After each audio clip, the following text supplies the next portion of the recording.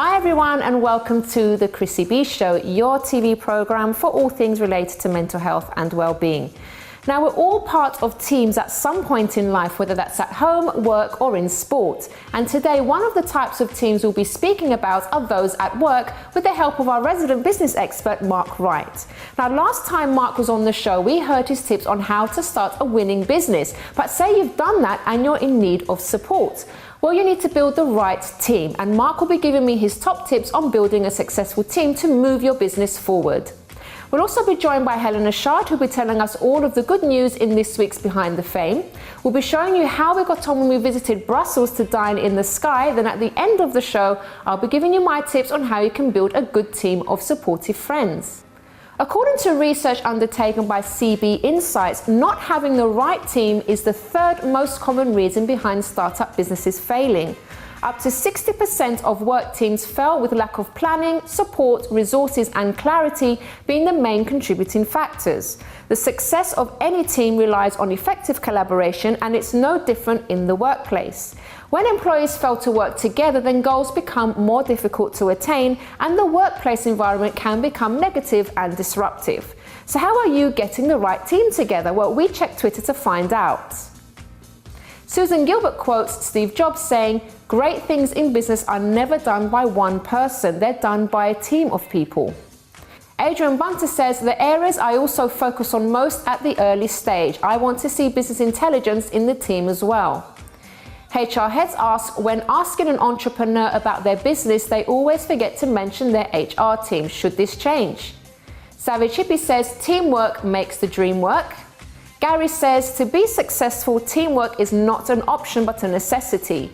Who you become together is deeper than bonding events or wearing same colors." Mariachi Problems say, "If one fails, everyone fails." Well, we'll be hearing Mark's tips on how you can get your team together after the break, but now it's time for this week's Behind the Fame with Helena Chard.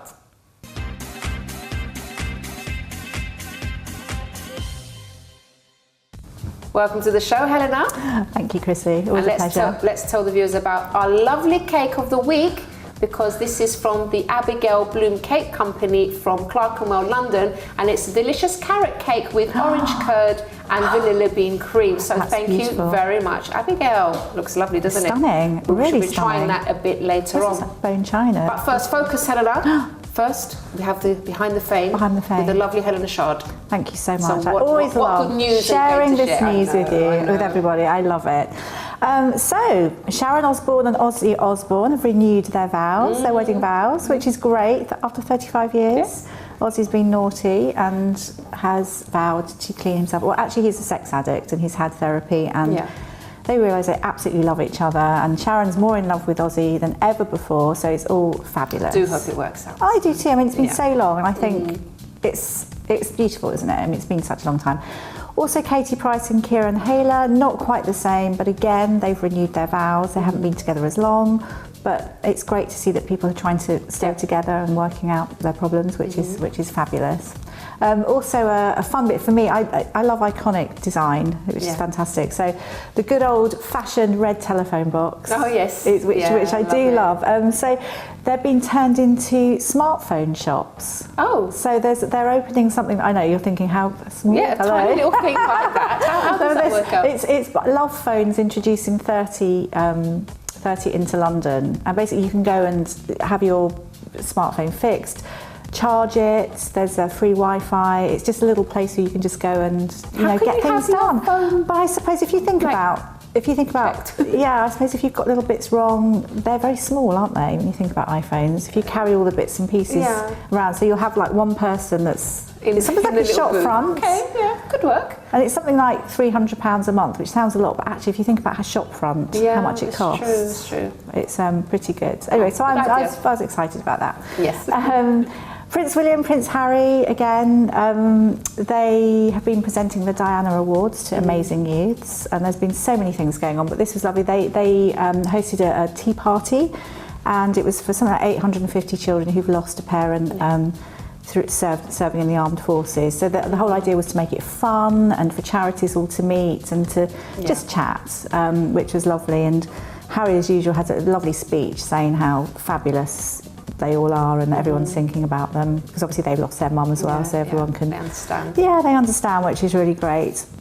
So that was beautiful, really lovely. There's lots of little do's that they've been doing. But recently as well, fantastic photographs being released of William, Kate and the children, and Lupo the dog, not to forget, by Norman Jean Roy, who's a photographer, a great photographer. And really lovely pictures for me, because obviously I'm a photographer myself. It's really great to see these lively pictures and quite relaxed, and rather than these orchestrated, quite stuffy pictures that sometimes we see. So that's lovely. I think the photography has moved on a bit since. Yeah, well, for a while there are some shots which are a bit, but that's I suppose that's my viewpoint as well. Yeah. But it's a wonderful article in GQ magazine where William's looking wonderful, so he's been shot really well, and he talks openly again about his mum and just the upset that he went through, obviously just not being able to express himself and that whole talking thing. And Prince Harry's, I felt it was a really sweet comment that Prince Harry made as well when Princess Diana died. He couldn't believe it because they were shielded. And the Queen said that when they went to church not to mention anything about it. So he thought it was a joke. And he actually said his mummy really dead. And that was like over 24 hours later.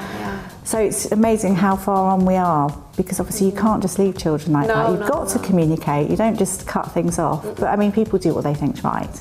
Anyway, it's a great article in GQ magazine. Again, it's for heads together, and really worth a really good read. And one of the things he talks about, as we do know, but it's always good to always express it, he's saying, obviously it's 21st century and people won't and can't access services until they feel less ashamed. So it's a whole dealing with the stigma again, which is also good. Moving on to the art studio called Artbeat. I feel like I've spoken about Artbeat before, but anyway, this is just something. It's an update where people go to express themselves, be creative. But they lost a huge amount. It's in New York, and they lost a huge amount of money to keep it going. I don't know, they didn't quite tick criteria. So they relied on people giving donations, and they actually made, in a very short space of time, this is how people can be so generous and so good, they made more money than they would have got sort of from the government. Really? To keep it ticking over. So they raised something like within 3 months, something over $150,000. But for just general donations is fantastic, isn't it? Moving on to Tom Hardy, who's absolutely fabulously gorgeous. I don't know if you know him, he's a brilliant actor as well. I mean, he's 39, and a very interesting story. I mean, recently he chased a moped thief down back gardens and everything, caught him, and he sort of standing up to his superhero image. But he really, really battled with his suburban upbringing. He had a very privileged upbringing and great education, but he always wanted to ruin it. He didn't want it. It was boring. He was fighting against it. He always wanted to be this, superhero. So he was a sort of really pretty boy, model and everything. He drug addiction, it went through everything. Finally has come through it, and he's now come to terms with the fact actually it's fine to be a middle-class suburban upbringing boy. It's funny, isn't it, how people can see things differently. But now he's even doing like good night stories on CBBS. So the mums are really happy. And but he's still playing all these mad characters, which is lovely. Okay. Time for one more before we cut the cake. One more, of course, the cake. Fantastic. Okay, so distracted. I do. I'm going to move over Imelda Marcos, which is a funny little story with Theresa May. As we know, she's known for her shoes. I won't go into the political side of everything because we'll be here all night, but she's always known for her shoes, and it's just a funny little story she told about how she met somebody in the Houses of Parliament and who had good shoes, and they had this little chat, and the young girl actually said, "It's you and your shoes that actually got me into politics." Oh. Which I thought was actually quite a funny little quip, but quite interesting. Oh, all right, okay, let's get straight to the cake, everybody. So, it's beautiful, isn't it? That marble very effect. moist, so it's very easy to cut into. Carrot cake is always moist. This is lovely. Carrot cake, actually, you wouldn't think it from the outside, yeah.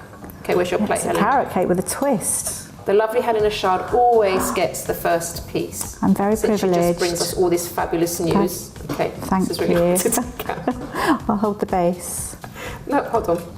Okay, wow. Right, taking this out. There you go. Absolutely. Well done. Oh, that's beautifully moist, isn't it? Oh, yeah, it's lovely. So guys, if you have a bakery and you would like to share one of your cakes here on Cake of the Week, please do get in touch with us on info@chrissybshow.tv. Helena, are you going to tuck in? I was just looking at it longingly. Thank you so much, and we shall see you again next week. Is it good? That's good. Okay, cool. Very good. Okay. So guys, it can be so easy for us to spend the pennies on our lunch break, particularly when there are so many cafes and coffee shops around now. But a packed lunch doesn't just need to be for the kids. Here, nutritionist Hannah Richards gives us a delicious recipe. Hello and welcome to the Chrissy B Show. My name's Hannah, and today I'm going to turn your traditional tuna and cheese panini into one of the most nutritious, creative tuna and cheese paninis you've ever seen. So, all you need is something green. I've taken rocket, so I'm going to put some rocket into a bowl. You can use lettuce, you could use watercress, you could use lamb's lettuce, spring greens, cucumber, anything. Just make sure there's something green. I'm then going to take a couple of radishes because salads just look a lot better when they've got a bit of colour in. And radish is great because it's got this beautiful pink and white body to it. So we're just going to chop that up, give it a couple of slices all the way through. There we go. And add your little bits of radish into the bowl. You could use a cherry tomato, a blueberry, a raspberry. It's got some nice colour. And the higher or the brighter the colour, the higher the antioxidant value. So mix that through. Now, a good little tip also when doing salads is rather than using your bog standard olive oil, which we love and is brilliant and healthy, is to get a couple of olive oils that have got a flavour infused to them, and it just sort of spritens the dish up.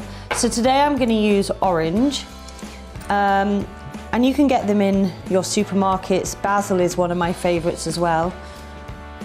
Just drizzle that over the salad. So then we're going to take our tuna, and tuna is a saltwater fish. It actually belongs to the mackerel family. And this is just tuna from a tin. It's really cheap, sustainable, and easy to store in your kitchen. So just sprinkle the tuna in, mix it with the rocket, the radish, and the orange flavoured oil, and you're ready to go. So once your rye bread's been toasted, take a chunk of Parmesan and start grating it straight onto that really hot toast, and it'll immediately start melting. I'm just going to add some red onions here, and I have given them a quick fry in the frying pan just to make them nice and soft and tender and easy for the sandwich. So just pop them on there, and once onions are given, you've got to put a bit of heat through the onions so you have a nice sort of caramel flavour to them as well. So red onions on top of the Parmesan, on top of the rye, and then you've got your tuna mix with the rocket, the radishes, and the orange infused oil. And just take a small amount, you can always add more, and just place on top of those onions. Once the tuna's on top, just add a little bit of black pepper and sea salt, and you're ready to invite your friends around for lunch.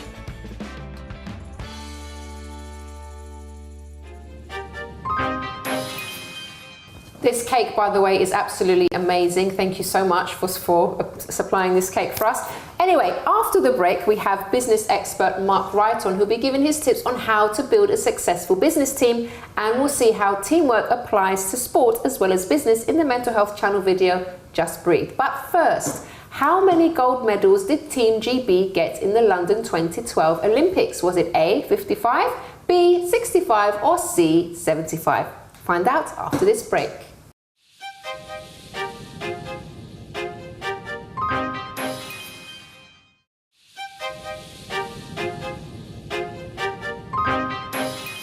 Welcome back to the Chrissy B Show, everyone, your TV program to learn all about good mental health and well-being. Now, before the break, I asked you how many gold medals Team GB got in the London 2012 Olympics. Was it 55, 65 or 75? The answer is a record-breaking 65. What an incredible team performance.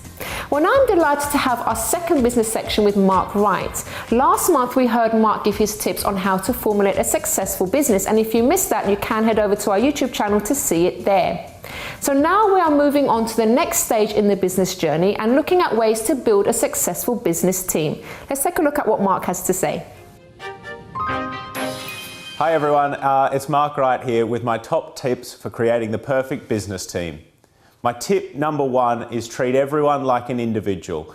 The biggest problem I see in most businesses is they have a one-size-fits-all for all of their employees. To be successful in business, you need to manage everyone individually. People have different backgrounds, different upbringings, different schooling, education and training, and they need to be motivated and treated as an individual in your business. I take each of my staff members aside. I understand exactly who they are as people, what makes them motivated, and really what makes them tick and what makes them not work. And that's made my business very successful. So when you get to know your staff, then you can make them successful.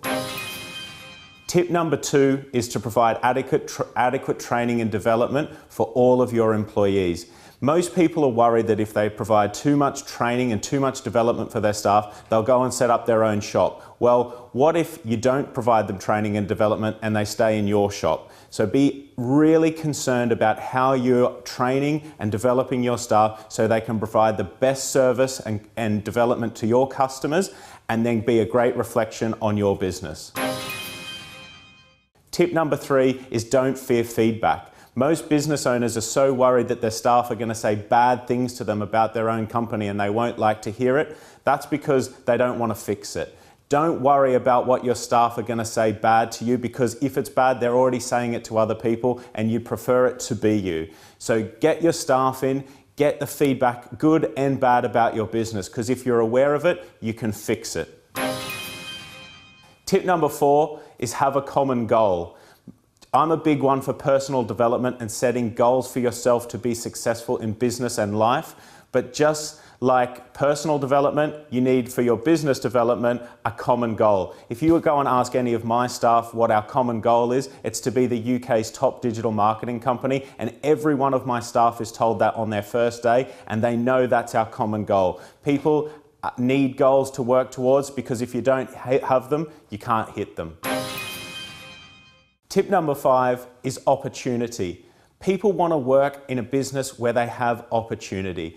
I make a goal to make all my staff feel as if they're running a business within my business. I understand where they want their career to go and what they see for themselves in their future, and I work with them to develop it. Because if people feel like they don't have a job, they have an opportunity, they're going to stay with you for life. And that's the kind of employees you want in your business.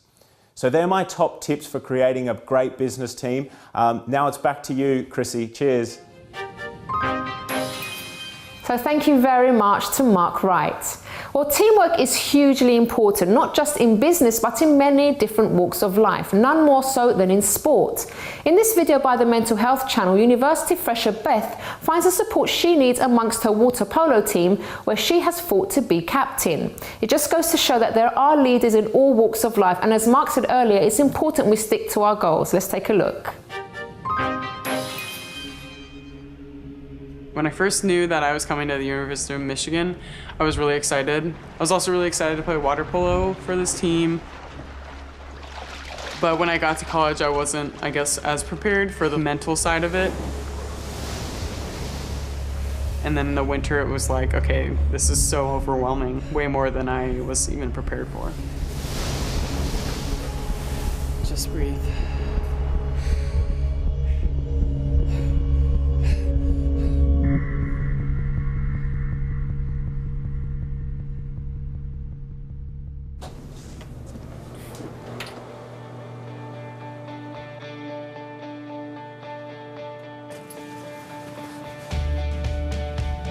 Before I moved to Ann Arbor, I lived in San Diego, California, and it was extremely different from here.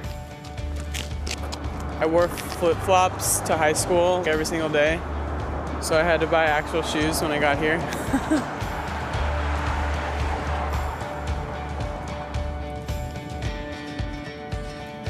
TGIF on 3. 1, 2, 3. TGIF! Beth is a senior leader, captain on our water polo team. She is the backbone to our defense. She plays the center defender position, which is one of the toughest positions in the water. She's also one of our leaders in scoring. Beth happens to be a very good water polo player and a very good leader. Go, Heidi! Go, Marco! Nice, Danny! Woo! I think there's a lot of pressure as a Division I student athlete. You're not really prepared because you come from high school, which it was a breeze. And then you come here and it's, whoa, different world. Suddenly my sport is harder and all my classes are gonna be harder. And I'm away from home, I have to make new friends. When you get recruited to college for whatever sport you're in, they always tell you all the good things, like you travel to California a lot and like you get food and you get this awesome gear. And what they don't tell you is that like all this stuff is gonna be really hard to manage at first and it's gonna be stressful and it's gonna be overwhelming. Okay, Arnie, what's your rose and thorn? My rose was I figured out my class schedule for fall. Nice. But my thorn was in the same meeting I got yelled at for not knowing what I was going to take for fall. I want freshmen, I want sophomores, I want juniors, anyone below me to know my experiences and what I took from it so that they either don't make the same mistake or they know how to deal with it. Us too. The note that you wrote me? Yeah, oh wow, you still have it. It's pinned in my room, like there's holes in it. E, I wanted to thank you for your constant effort in the pool and for pushing me to my limits whenever we get matched up on each other. I can't wait to watch you grow as a player this year and the future years. Keep it up. XOXO Beth. Sweet. I didn't know you kept that. That's awesome. I did. I really just want to be her when I grow up. Oh my God. She's so. Like, yeah, you think you're getting all weird. I like, but really, I'm not kidding. Ah!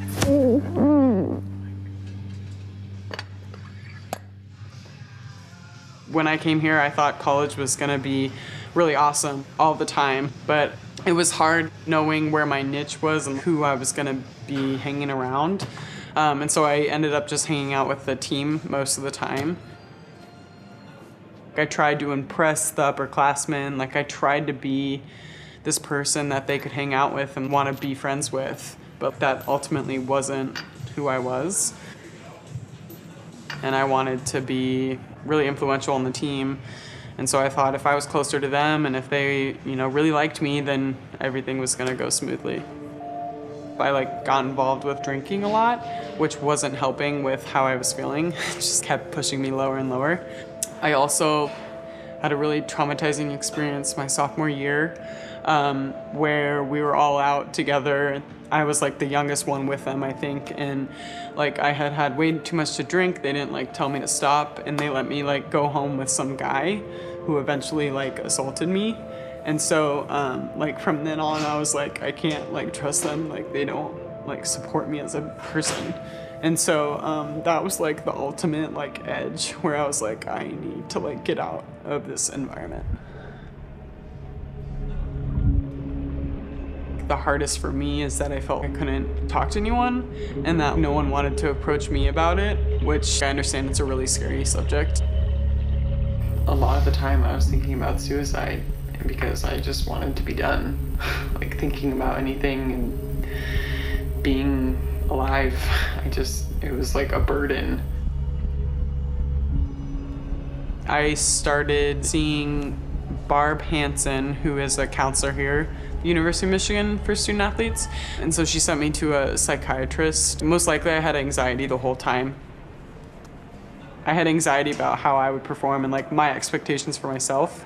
And it had just built up to the point where I started feeling so low and that I couldn't control it. And so that's why I felt so depressed. Hey Beth, come on in.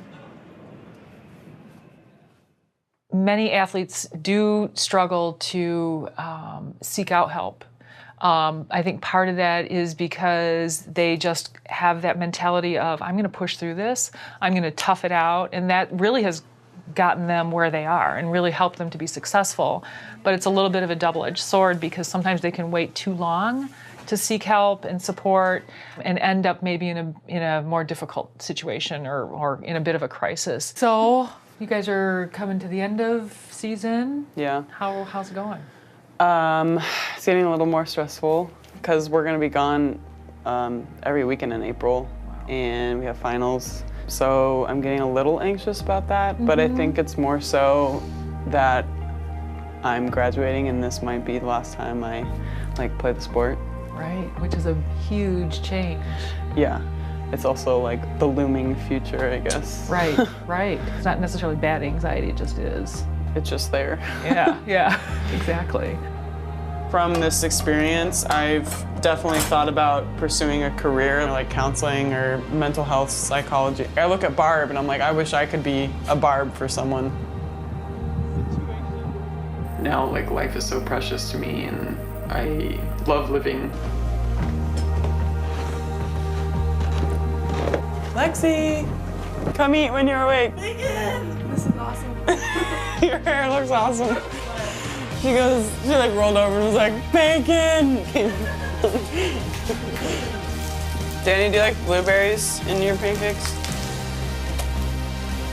You could just like name something. Like they're like I really like college now. I think it is what I had expected when I originally came as a freshman, but it took me 3 years to figure out how to get there. If I can do that, then I can do pretty much anything now.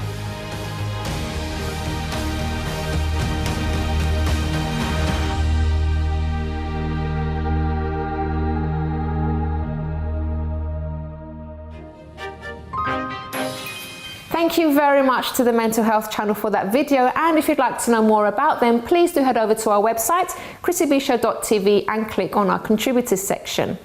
Well, after the break, Dr. Rob Hicks will be answering all of your medical questions, including this one. Why do I sometimes get a really loud ringing noise in my head? It can come and go, but sometimes it almost hurts. It gets so loud. Any help, please? Does that sound familiar? We'll get the answer to that and more after this break.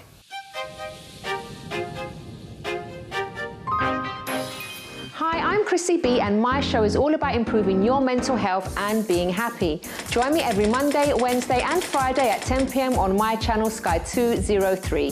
Visit chrissybshow.tv for more information and subscribe to our YouTube channel Chrissy B Show. You can also follow us on Twitter and Instagram at Chrissy B Show and on our Facebook page, The Chrissy B Show.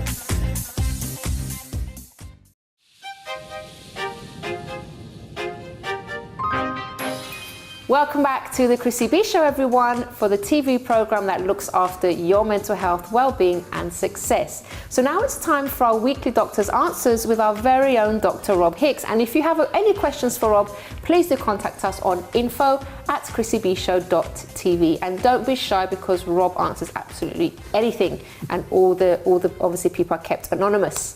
Welcome to the show, Rob. That's very kind of you, Chris. Lovely to have you back. I'll answer absolutely anything. Well, you do. And then sometimes some people might think, oh, this question's silly or this concern is silly, but if it's something that bothers you, you should ask. If it's something that bothers you, it's not a silly question. Yeah, and you should exactly. ask. Yeah, definitely. So shall we get stuck in, Rob? Yes. Okay. So the first question is, why do I sometimes get a really loud ringing noise in my head? It can come and go, but sometimes it almost hurts. It gets so loud. Any help, please? This sounds like a condition called tinnitus, which can be a ringing sound, but it can be a buzzing or a humming sound. And that sound is actually coming from inside the body, rather than the sounds that we ordinarily hear, which are obviously coming from outside and passing in through our ears. If it is tinnitus, and ideally, really, you should have a checkup to make sure that that's what it is with your own doctor. But if it turns out to be tinnitus, number of reasons why it might happen. As we all get older, tinnitus is more likely to develop.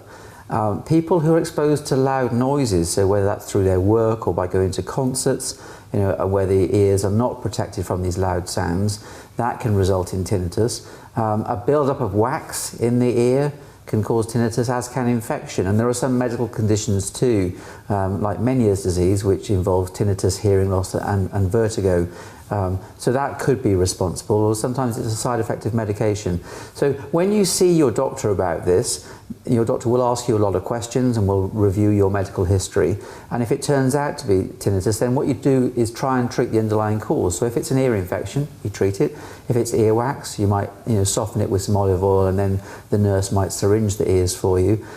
If it's felt to be related to stress, and stress can actually make this problem worse, then some counselling might be a good idea. So whatever might be causing the problem can be treated. If not, then there's what's called hearing or tinnitus retraining, but also tinnitus therapy, where actually you listen to a muzzy sort of sound, it's like white noise, and that distracts the brain from hearing the tinnitus, and you learn not then to hear it, and therefore it doesn't disturb you at all.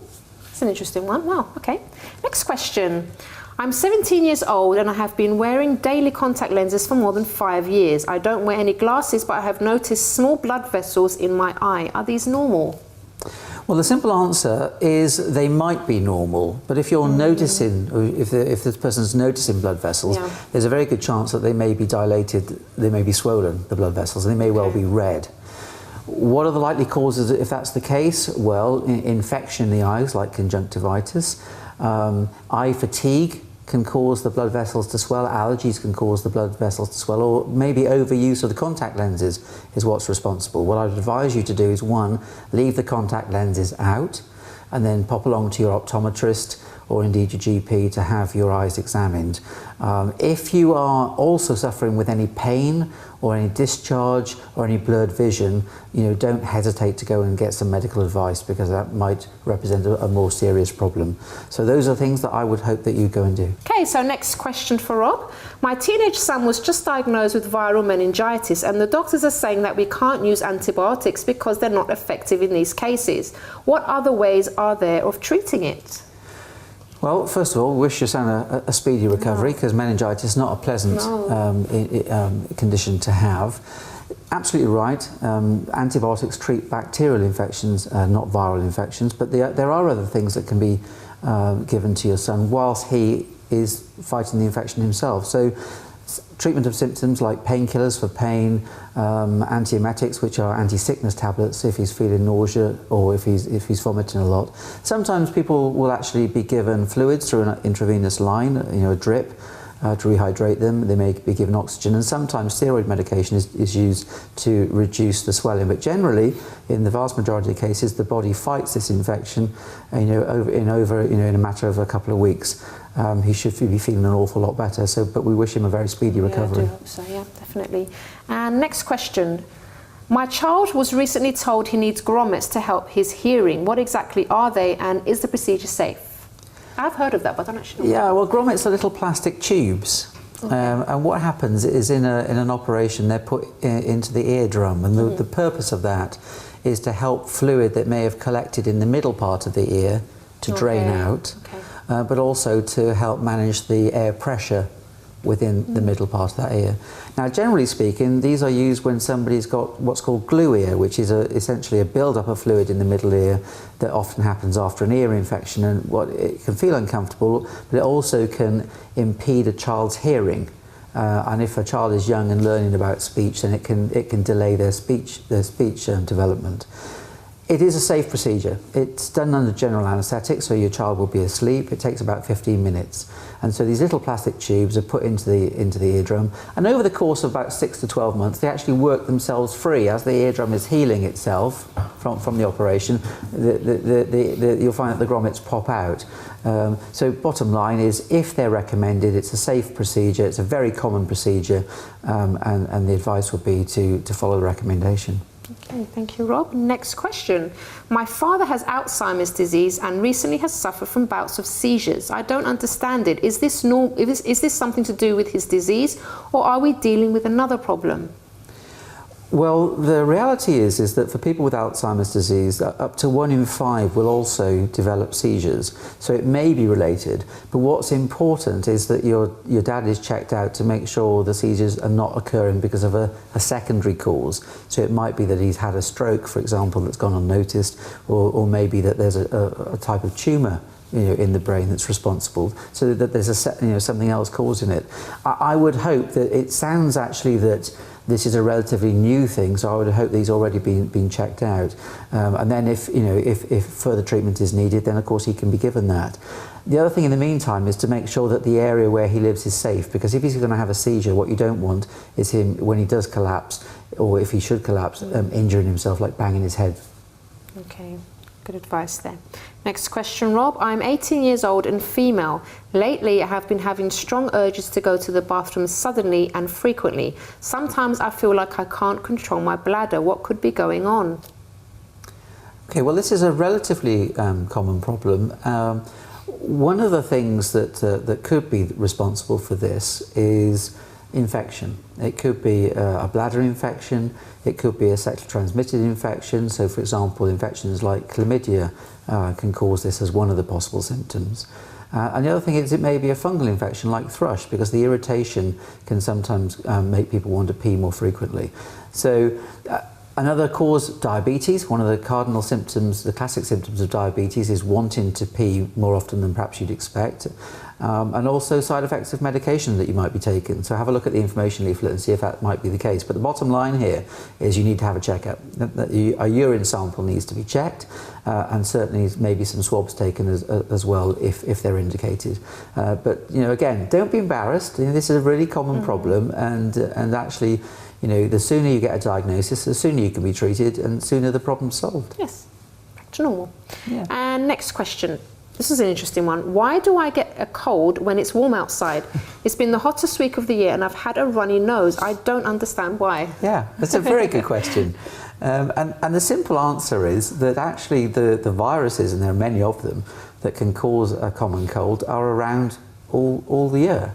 And we do think about it as being a winter type problem, but actually you can get a cold at any time of the year. Yeah. Or you think that it's because you've been caught in the rain and, Yeah. I mean, and the bottom line is that you may have been around somebody else who's got a cold, or you may have touched. How do we get colds? Well, it's usually because people cough and sneeze and spread the virus in droplets, or the virus goes onto a hard surface like this table, and then the person puts their hand on the table, and for some reason they touch their nose or their eye or put their fingers in their mouth, and lo and behold, the virus gets inside. The other thing to think about is this could be allergy. What you're describing, it could be hay fever, and one of the ways of distinguishing is really on the pattern of symptoms. So with a cold, generally around about 10 days to 2 weeks, all the symptoms are gone and you're feeling back to normal again. With an allergy, the symptoms tend to last much longer. So those are things to think about. But again, if the symptoms are not getting better and you're being disturbed by these symptoms, have a chat with your doctor about what might be going on in case there are other treatments that are needed. Okay, and one last question for today, Rob. I find I'm having trouble sleeping, nightmares, anxiety, etc. Are there any natural remedies that can help me sleep peacefully? Yes, there are. There are quite a few actually. Some of the more popular ones are valerian, lemon balm, and passion flower. And you can ask your pharmacist about what the most appropriate natural remedy is for you. They'll be more than happy to advise you. Do let them know if you're taking any other medication, because just as you might think that these are natural doesn't necessarily mean that they're not without side effects, or that they may not interfere with conventional medicines that somebody might be taking. So it's important to highlight that. The other thing to think about, though, is why are you having this problem in the first place?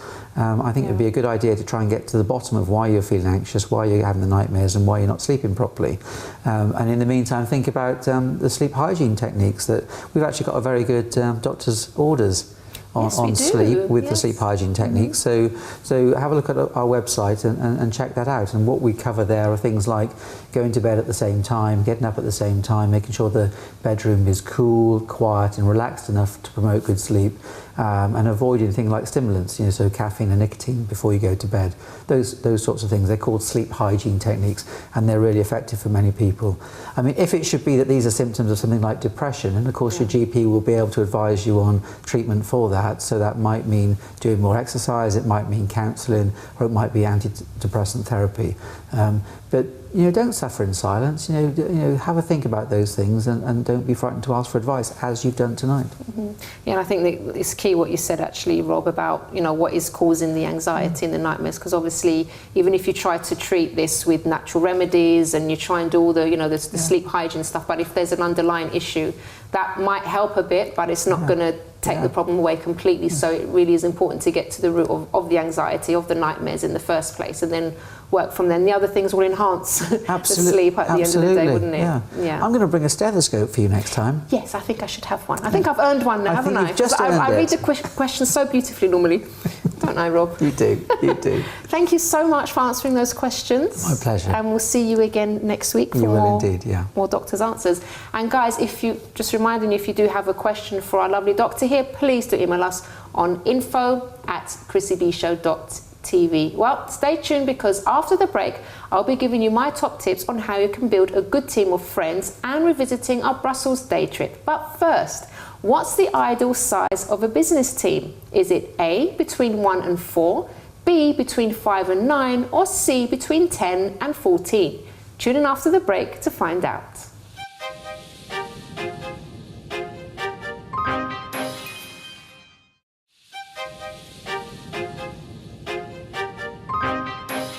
Welcome back to the Chrissy B Show, everyone, where today we've been talking all about making that next step in your business and building successful teams in your life. And if you miss any of the show, don't worry, you can head over to our YouTube channel in a few days' time, Chrissy B Show, and catch up. And don't forget to subscribe while you're there. Now, before the break, I asked you what the ideal size of a team is. Is it A, between 1 and 4, B, between 5 and 9, or C, between 10 and 14? The answer is B, between 5 and 9. Anything less, and chances are you won't be as productive anymore, and it decreases the chances of success, according to Inc.com. Now, we're always looking for the most exciting things for you to be doing in your spare time, and you don't get more exciting than dining high up in the sky. Let's take a look.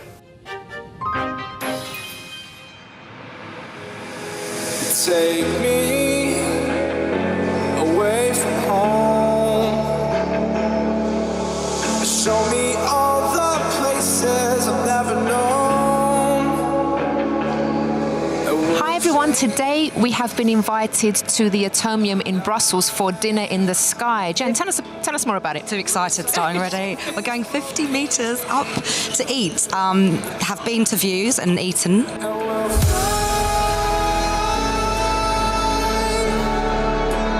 But this is going to be completely different, because it's kind of like a cross between a roller coaster where your legs hang out. So that's what we're going to do. Now, we do encourage our viewers to do something different and to go out there and explore what's out there, because it is very good for your well-being, isn't it, Jen? An excuse to come to Belgium. Don't need an excuse, really. We're doing this for you. Yeah, so definitely something you guys should try. You know who's going to cook for us, right? Yes, Michelin star chef, apparently. Cannot wait. So excited. All the flags, ladies and gentlemen, that you see is showing one country where we are. I hope that you eat very well and that you have a world experience. Thank you very much. Like a castle in the sand, when it comes down, it comes tumbling to the ground when she speaks. It's a dangerous fantasy, sets me free. 2, 1, here we go.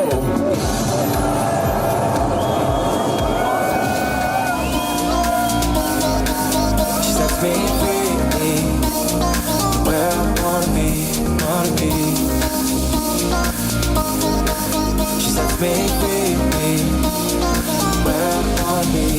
And her hair glows like a lighter in the wind, and I lose my senses, baby. So the first appetizer, you have some hamashi, marinated hamashi. So we marinate it in some soya with some ginger, with some red pepper, with garlic, 12 hours, and then we slice it if it's marinated, and then it's served on some vegetables.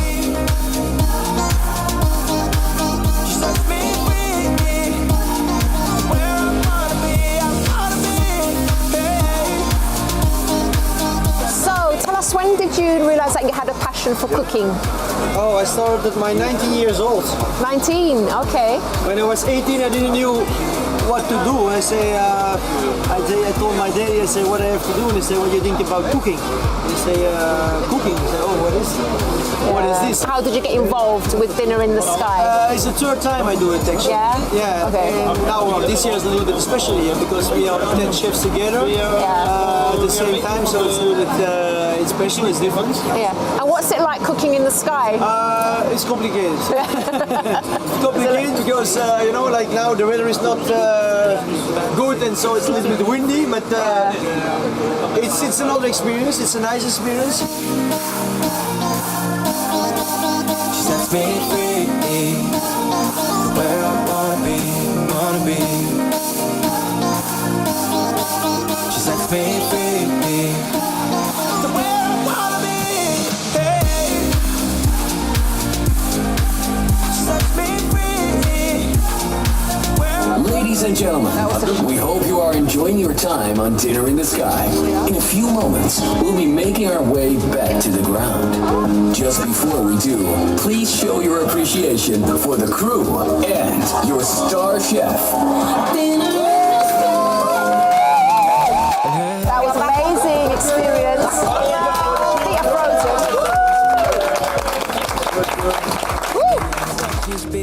We are off. It was amazing. Frozen. Food lovely. Didn't get too wet though, not like our cameraman. Yeah, Thanks, Farah. Thank you. It was so good.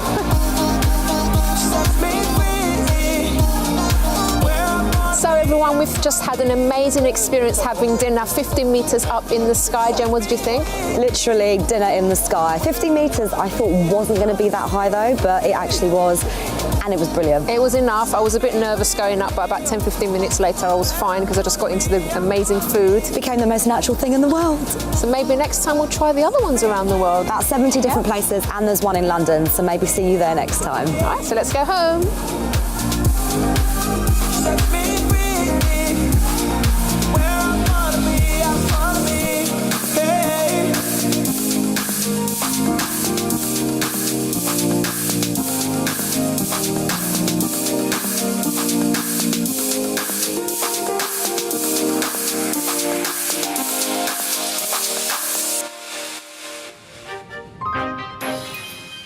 Thank you very much to the team at Dinner in the Sky there. So now it's time to talk about my tips on building a good team of friends, because this type of team is also very important for all of us. My first point is a bit of a cliche, but be yourself. And you know, it's amazing how many people think that being themselves isn't going to get them anywhere in life. But the same way that you would actually attract a partner by being yourself is the same way you will attract good friends into your life. So make sure that you're not putting on a show or a front or pretending to be someone that you're not, because you may even attract people to you and you may even have friends, but eventually, you know, the act is going to be too difficult to keep up and you won't be able to, and it's all going to come out in the end, and then people just think that you're a bit strange for having acted that way in the first place. So just be who you are. And also, you know, there's a difference between self-improvement and being fake. So you can actually be improving on yourself, you know, doing what you have to do to get better in life, but still being you at the same time. My second point is to be a good friend yourself. So if you want to have good friends around you, obviously you need to also be a good friend. You can't just expect people to want to be with you or be around you when you're not doing anything, you're not giving in any way, you're kind of maybe even selfish. So be giving even without expecting anything back in return. So you can be helpful, be honest with your friends or people, potential friends, because you may think, oh my God, that might drive people away. Well, actually, some people will really appreciate an honest opinion.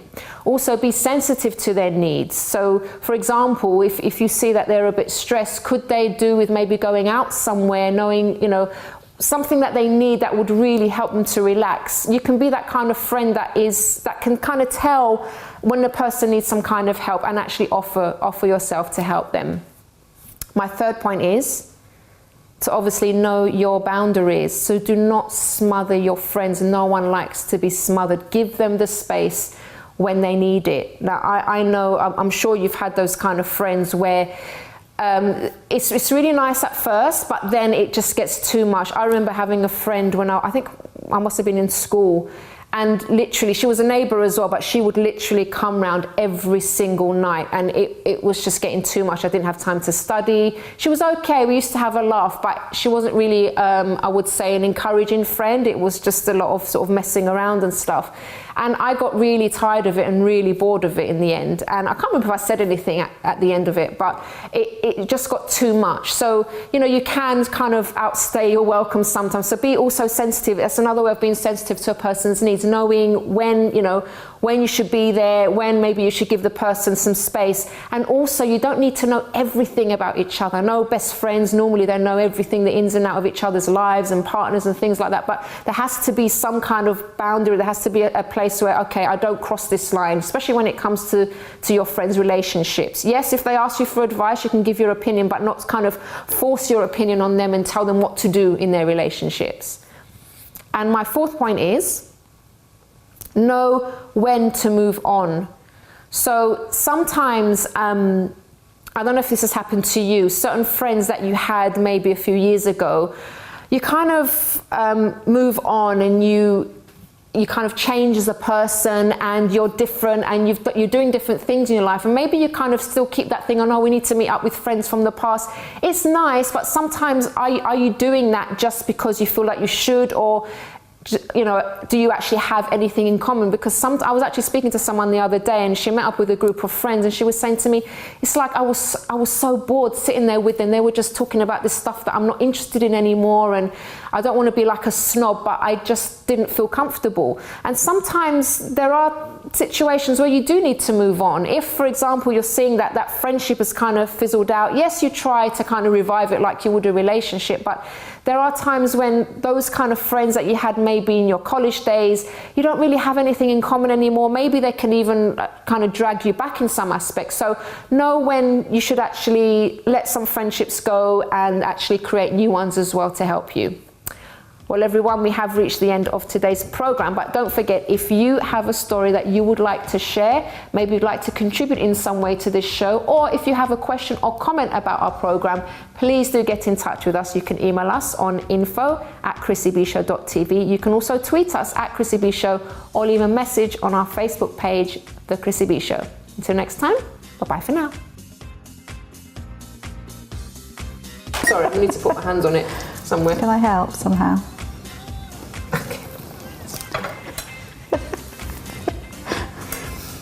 It's not quite working, is it? So I'll have the whole thing. Don't worry. This is not working. Hold on. Maybe underneath needs a bit of a slicer.